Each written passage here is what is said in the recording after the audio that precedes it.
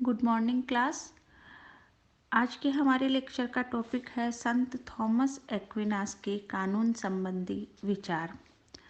विचारक कोकर के इस कथन से हम अपनी बात शुरू करते हैं। सामान्यतया राजनीतिक चिंतन की दृष्टि से एक्विनास का कानून संबंधी विवेचन संभवतः उसकी महानतम देन है। एक्विनास के राजनीतिक चिंतन में उसके कानून संबंधी विचारों का अत्यधिक महत्व है। प्रोफेसर डनिंग के शब्दों में संत थॉमस एक्विनास का कानून एवं न्याय सिद्धांत वह धारा है जिसके माध्यम से अरस्तु, स्टोइक्स, सिसरो, रोम के साम्राज्यवादी विधिवेताओं और संत ऑगस्टाइन के सिद्धांत समन्वित रूप में आधुनिक युग को संप्रेषित किए गए थे। इस प्रकार एक्विनास ने यूनानी, स्टोइक, रोमन व ईसाई विधिशास्त्रियों के विचारों में उचित समन्वय स्थापित किया है। यूनानी विद्वानों ने कानून को मात्र विवेक की अभिव्यक्ति माना।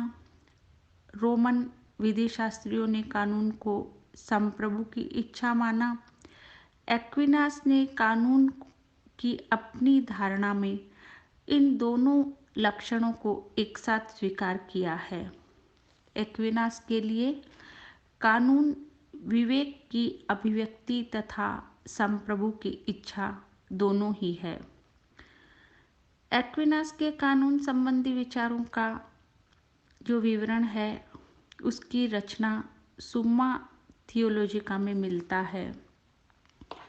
कानून की धारणा को एक्विनास ने केवल मानव समाज ही नहीं, संपूर्ण सृष्टि के संदर्भ में स्वीकारा है। कानून का क्षेत्र मात्र मानव जीवन अथवा राज्य नहीं है, अपितु संपूर्ण सृष्टि है और ऐसा माना है कि कानून राज्य के अधीन नहीं होता है, अपितु स्वयं राज्य तथा उसके शासक ही कानून के अधीन होते हैं।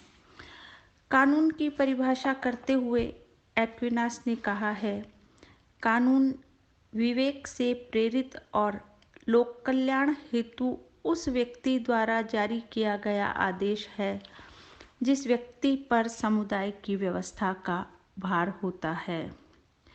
एक अन्य स्थान पर एक्विनास लिखते हैं, कानून एक विशेष नियम अथवा कार्यों का मापदंड है जिसके आधार पर किसी को कार्य करने के लिए प्रेरित किया जाता है अथवा कार्य करने से रोक दिया जाता है। अब हम देखते हैं कानून की विशेषताएं। कानून विवेक पर आधारित होता है। कानून सदैव सामान्य हित की पूर्ति करता है। कानून जनसमूह की इच्छा पर आधारित होता है। कानून शासक द्वारा घोषित किया जाता है। ये जो कानून की विशेषताएं हैं मुख्य रूप से मानवीय कानून से संबंधित है। कुछ ऐसी विशेषताएं भी है जो सामान्य रूप से सभी प्रकार के कानूनों से संबंधित है। वो इस प्रकार से है, कानून का मूल स्रोत स्वयं ईश्वरीय सत्ता है। लौकिक जगत में कानून का मूल स्रोत एक्विनास प्रकृति को मानता है। कानून में स्वाभाविकता का लक्षण पाया जाता है और इसीलिए कानून मानव स्वभाव के अनुरूप होते हैं, उसके विपरीत नहीं। कानून सार्वभौमिक है। कानून के ऊपर कोई भी सत्ता नहीं होती। कानून की आज्ञा का पालन सबको करना होता है। उनका उल्लंघन करने का अधिकार किसी को नहीं होता है। कानून में अपरिवर्तनशीलता का लक्षण भी पाया जाता है। शासक की इच्छा अनुसार मनमाने ढंग से उनमें परिवर्तन नहीं किया जा सकता।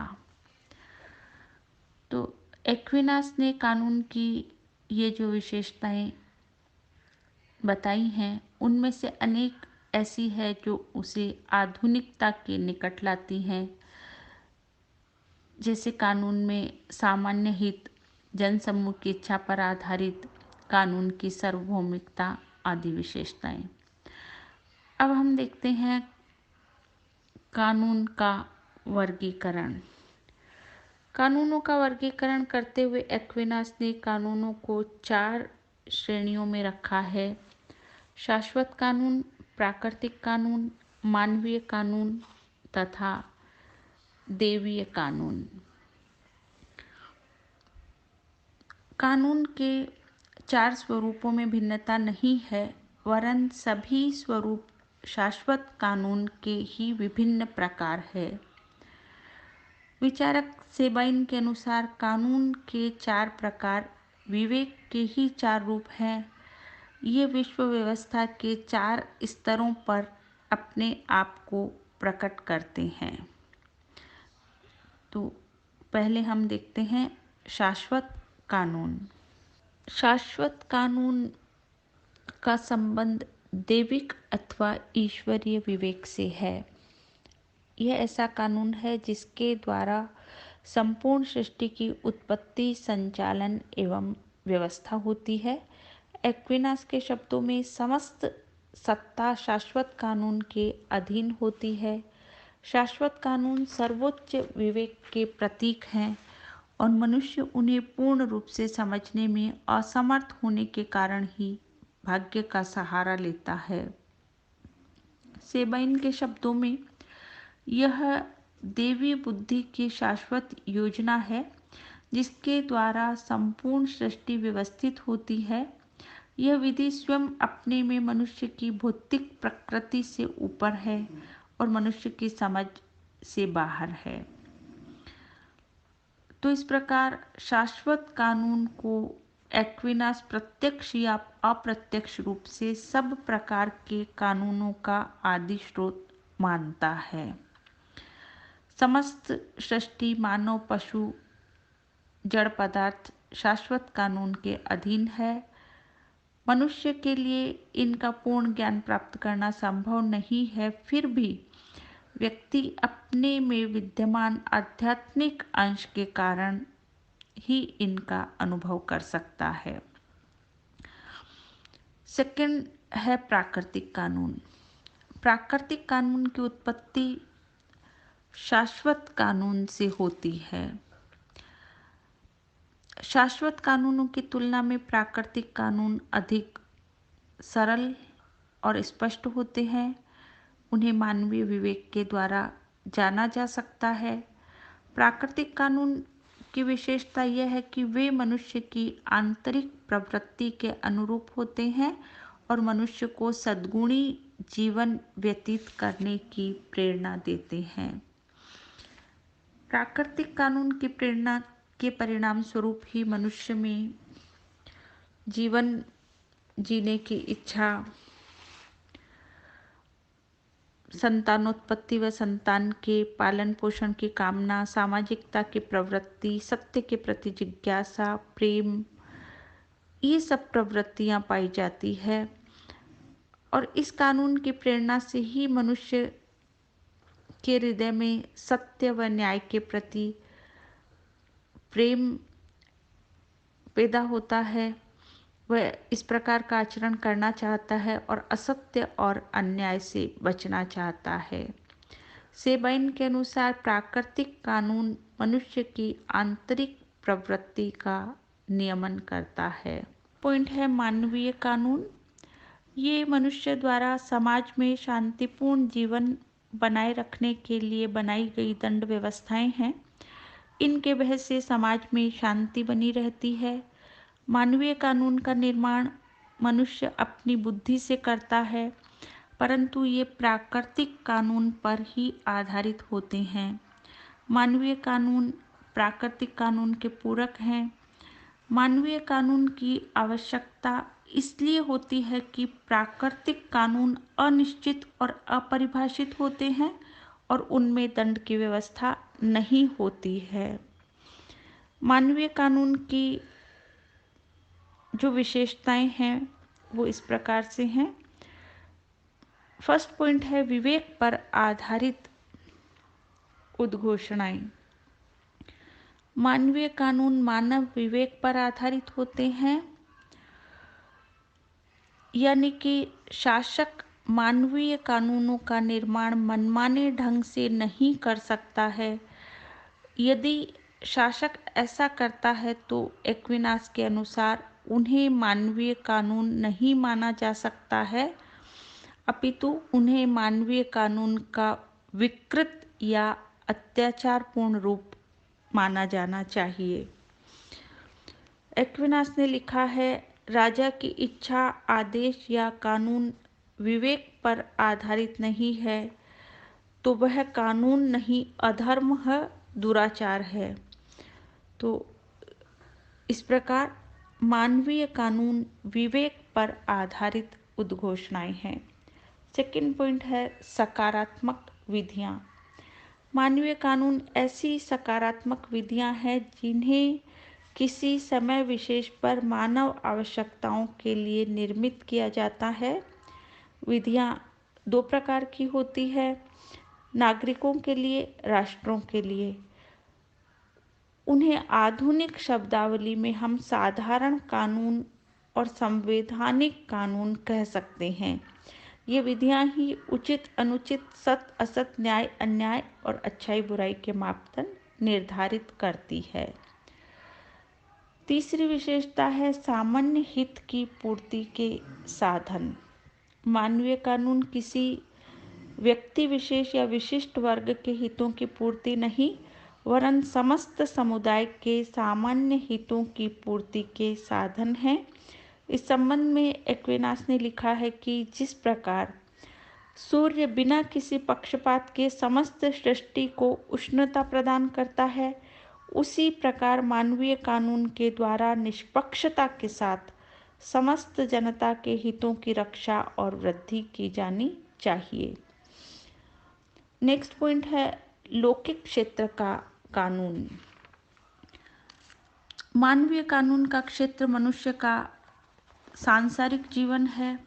वे मनुष्य के सांसारिक या भौतिक जीवन से संबंधित होते हैं, उसके आध्यात्मिक जीवन से उनका कोई संबंध नहीं होता है। नेक्स्ट पॉइंट है दंड की शक्ति का बल। मानवीय कानून राज्य द्वारा निर्मित व घोषित कानून होते हैं और इसलिए इन कानूनों के पीछे राज्य की दंड शक्ति का समर्थन होता है।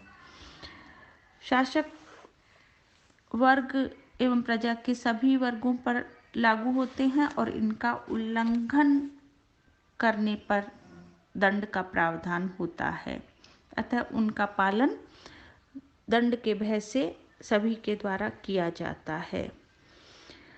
नेक्स्ट पॉइंट है सार्वजनिक सहमति और मान्यता पर आधारित। एक्विनास इस बात पर बल देता है कि मानवीय कानून के पीछे सार्वजनिक सहमति और मान्यता का बल होना चाहिए, तभी उन्हें अच्छी तरह से लागू किया जा सकता है और उसके लक्ष्य जन कल्याण की प्राप्ति संभव हो सकती है।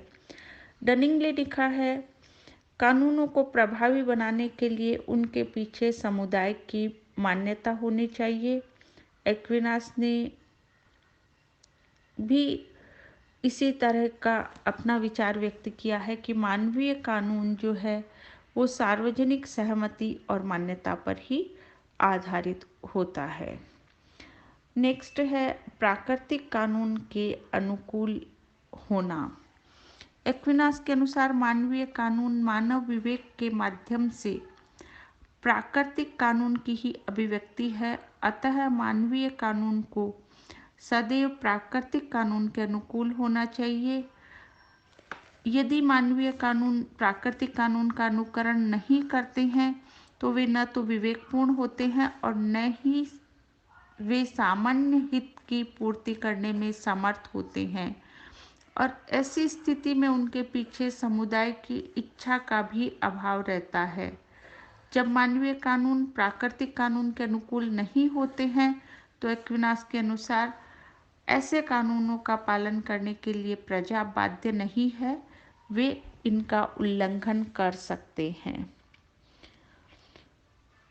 इन लक्षणों के अतिरिक्त एक्विनास इस बात का प्रतिपादन करता है कि कानून जिन पर लागू किया जाना है उन्हें इससे अवगत कराना चाहिए ताकि इनका पालन भली भांति हो सके।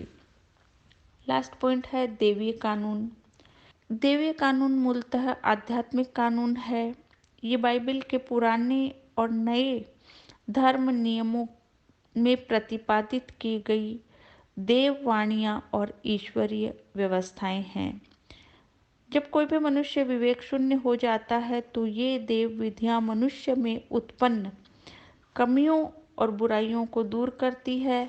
इन विधियों का पालन भी अन्य विधि की भांति आवश्यक है, क्योंकि संसार के बंधनों में बंधा हुआ मनुष्य केवल इन विधियों के पालन से ही शक्ति प्राप्त करता है। इस प्रकार दैवीय कानून मानव जीवन के आध्यात्मिक पक्ष को ही नियमित और नियंत्रित करते हैं। एक्विनास के अनुसार दैवीय कानूनों का विशेष महत्व है। जब मानव विवेक तथा बुद्धि किसी समस्या के संदर्भ में उचित अनुचित न्याय अन्याय का निर्णय करने में असफल हो जाती है तो इस बारे में दैवीय कानून मनुष्य का पथ प्रदर्शन करते हैं। इस प्रकार निष्कर्ष रूप में हम कह सकते हैं कि एक्विनास के कानून संबंधी विचारों में जो कमियां दिखाई देती है वे मध्ययुगीन धार्मिक वातावरण में संभव थी, परंतु एक्विनास की कानून संबंधी धारणा में अनेक ऐसे पक्ष भी हैं जिनकी मध्ययुग की दृष्टि से सराहना की जाती है। एक्विनास द्वारा वर्णित 4 प्रकार के कानूनों में शाश्वत तथा दैवीय कानूनों का संबंध धर्म और आध्यात्मिकता से है, जबकि प्राकृतिक व मानवीय कानून राजनीतिक और भौतिकता से संबंधित है। एक्विनास ने कानून संबंधी बिखरे हुए विचारों को व्यवस्थित रूप दिया और समस्त कानूनों को 4 भागों में विभाजित किया। एक्विनास ने सभी कानूनों का आधार ईश्वरीय सत्ता को बताकर उनमें एक आधारभूत एकता व सामंजस्य स्थापित करने का प्रयास किया। एक्विनास के संपूर्ण दर्शन में उसके कानून संबंधी विचार ही सर्वाधिक महत्वपूर्ण है और उसकी कानून संबंधी धारणा ने हॉब्स तथा लोक की विचारधारा पर पर्याप्त प्रभाव डाला है। धन्यवाद।